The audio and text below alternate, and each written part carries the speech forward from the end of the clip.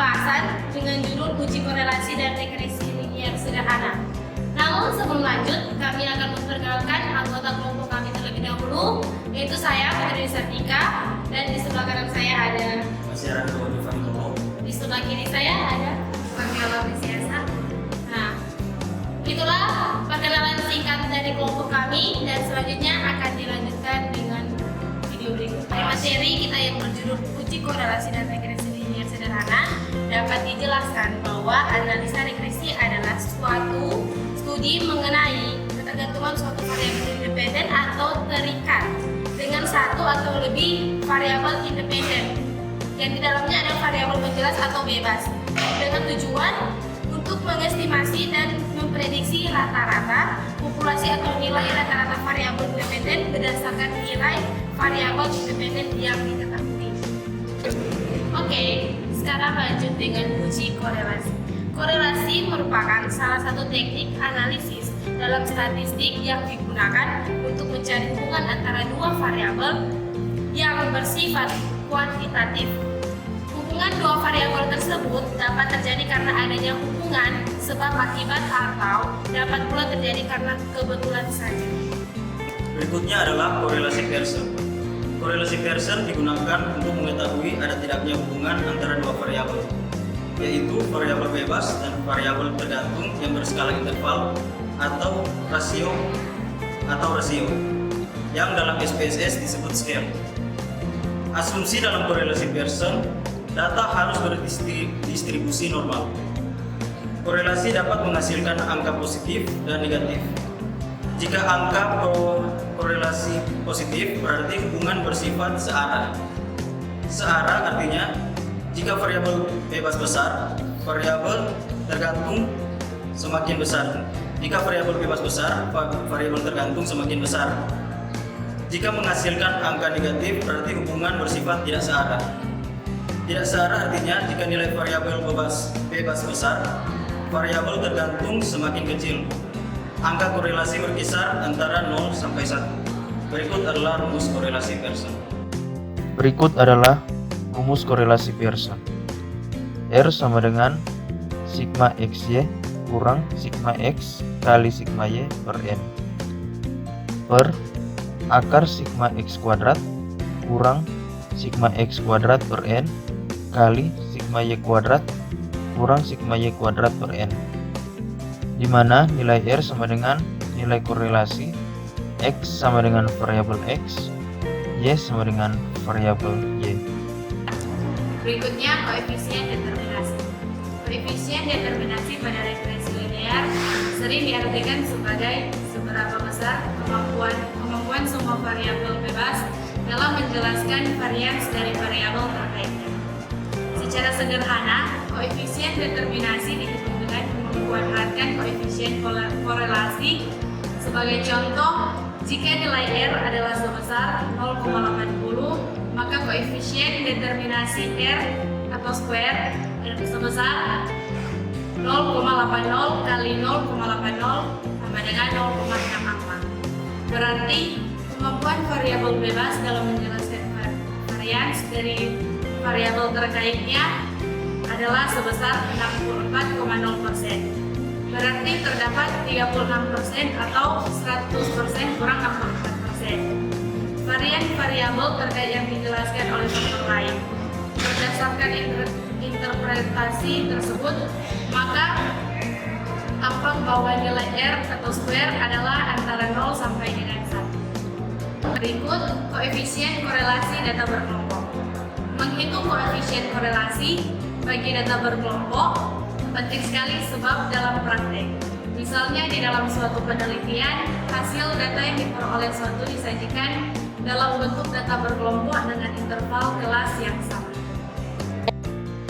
Berikut rumus koefisien data berkelompok.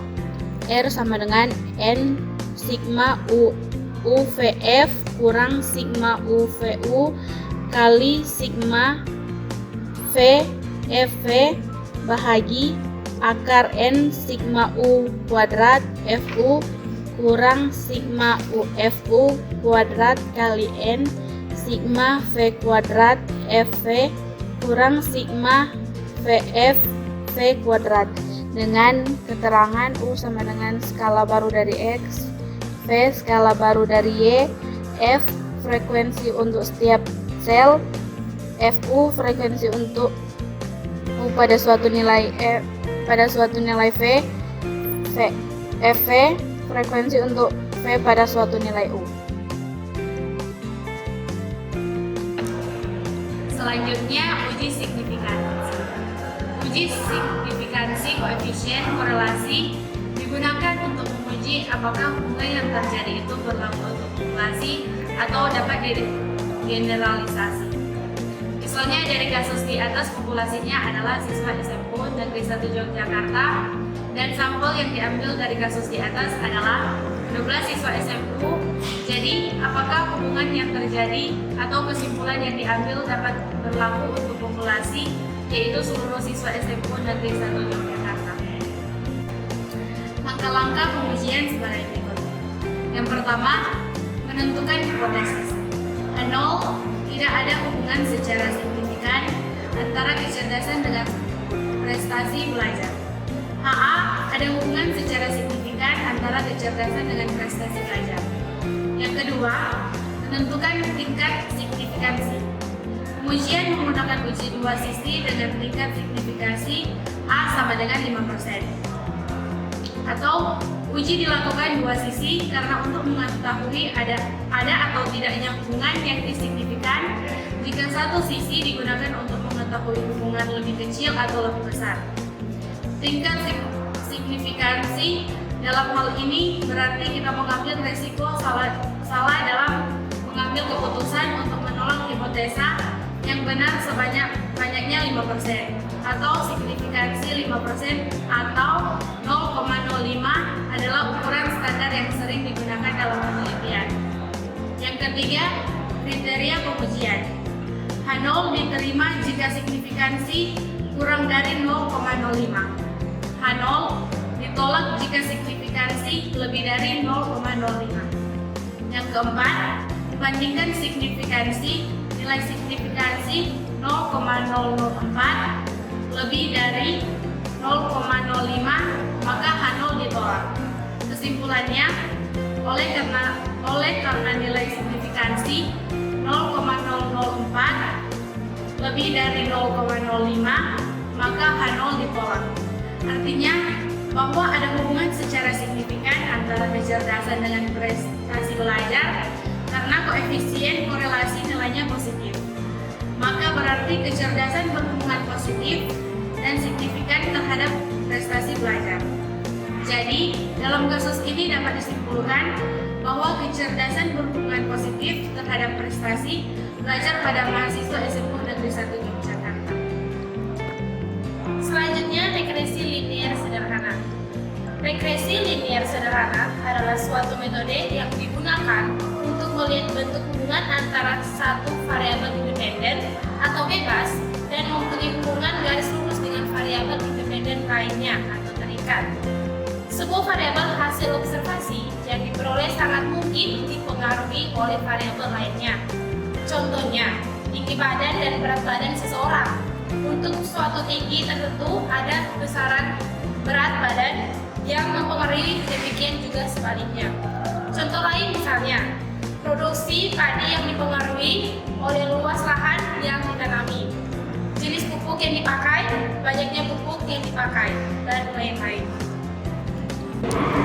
Nah, dalam hal ini didapat rumus regresi linier sederhana, yaitu di mana Y aksen sama dengan A tambah BX.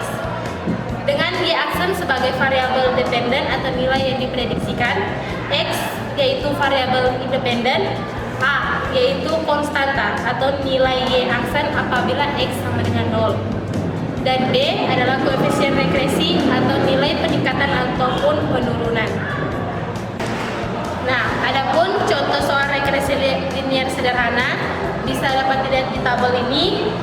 Nah, di tabel ini dinyatakan bahwa penyajian data dengan variabel X adalah umur mobil dan variabel Y adalah harga.